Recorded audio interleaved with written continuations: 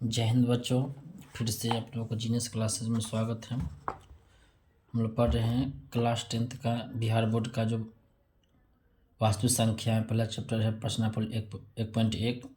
इसमें हम लोग पिछले वीडियो में क्वेश्चन एक से लेकर 3 तक पढ़ लिए थे। आज हम लोग पढ़ेंगे अगला जो संख्या है, क्वेश्चन नंबर 4 जो है 4 जो प्रश्न है कि यूक्लिड विभाजन परिमेयिका का प्रयोग करके दर्शाइए कि किसी धनात्मक पूर्णांक का वर्ग किसी पूर्णांक m के लिए 3m या 3m+1 के रूप का होता है ना। ऐसे यह संकेत में दे दिया गया है कि यह मान लीजिए x को धनात्मक पूर्णांक कितना के हो सकता है, इनमें से प्रत्येक वर्ग कीजिए और दर्शाइए कि इन वर्गों को 3m या 3m+1 के रूप का में लिखा जा सकता है। मैं इसे संकेत आपको दे दिया गया है। देखिए, इसमें जो मेन ध्यान रखना है आपको जो है ना, धनात्मक पूर्णांक का वर्ग है ना, वर्ग पूछ रहा है, धनात्मक पूर्णांक का वर्ग पूछ रहा है। ठीक है, तो देखिए धनात्मक पूर्णांक का जो वर्ग है ना, तो क्वेश्चन आपका है ना,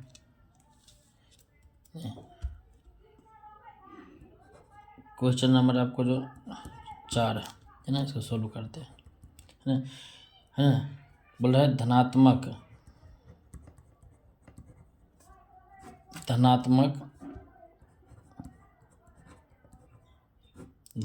पूर्णांक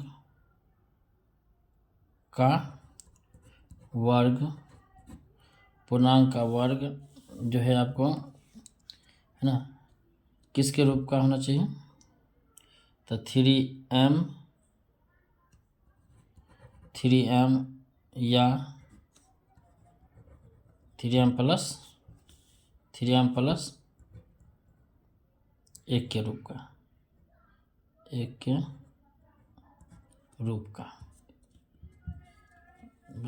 के रूप का।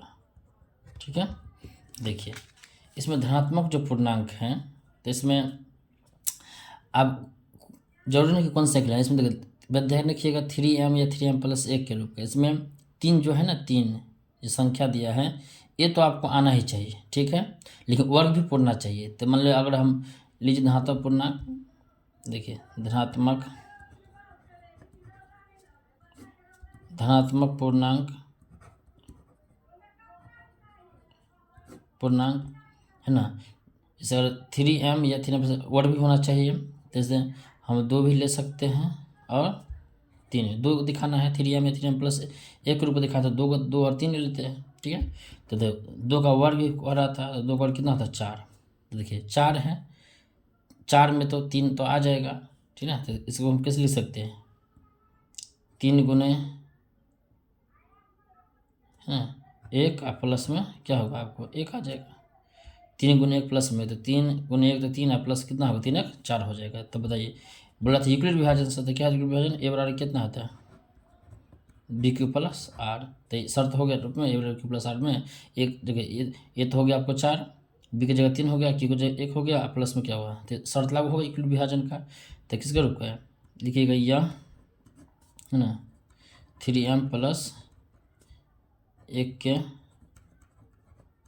के रूप का है, क्या रूप का है, हो गया पहले। अब देखिए अब क्या बोल रहा था कि 3m के भी रूप का होना चाहिए। तो देखिए 3m के रूप में पहला संख्या माने थे 2 के बाद 3, तो देखिए 3 के वर्ग स्क्वायर, 3 वर्ग कितना हो गया 9 हो गया। तो इसको क्या 3 गुने 3 लिख सकते हैं, 3 गुने 3, तो किसके रूप का हो गया यह 3m के रूप का है, रूप का हो गया आंसर, यही है 3m+3m के रूप का। ठीक है, चलिए अगला जो देखिए प्रश्न, अगला जो प्रश्न है ना, वो प्रश्न है, देखिए आप अपने बुक में भी क्वेश्चन देख सकते हैं। यूक्लिड विभाजन परिमेयिका का प्रयोग करके दर्शाइए कि किसी धनात्मक पूर्णांक का घन 9m 9m+1 या 9m+8 के रूप का होता है। देखिए इसमें ध्यान रखना, आपको घन बोल रहा है, इसमें घन बोल रहा है। देखिए ये जो आपको सवाल प्रश्न है ना, देखिए क्वेश्चन नंबर आपका 5वां है ना, इसे सोल्व करते हैं। है ना। मेन चीज़ में जो कहा गया है धनात्मक पूर्णांक का घन, धनात्मक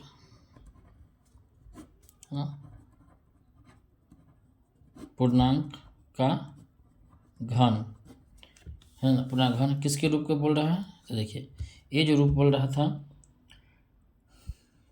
9m, 9m+1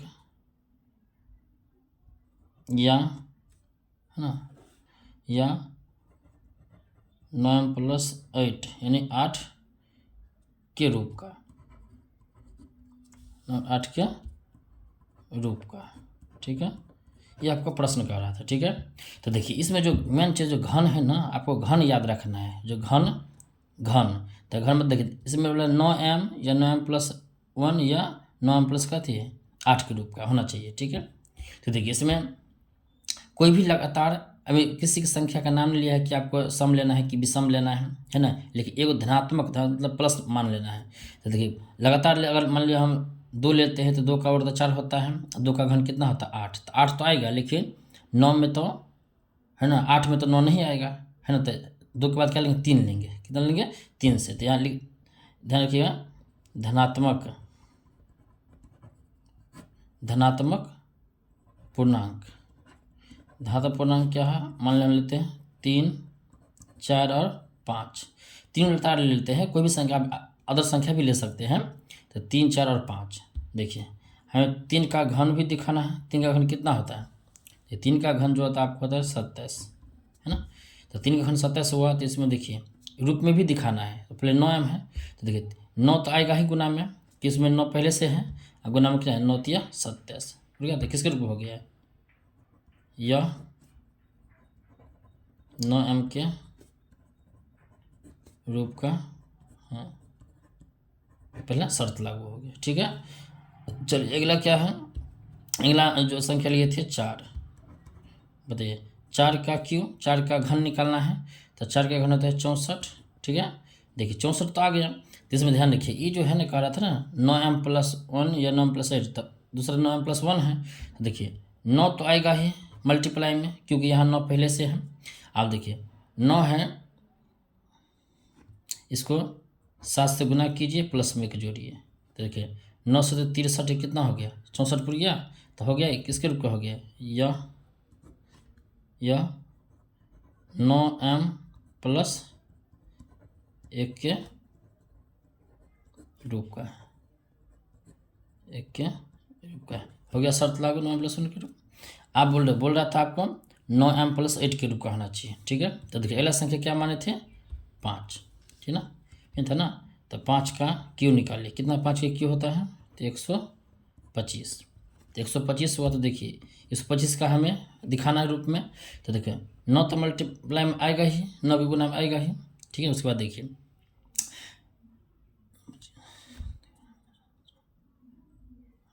इसको, है ना, 13 से गुना कीजिए, 13 नामा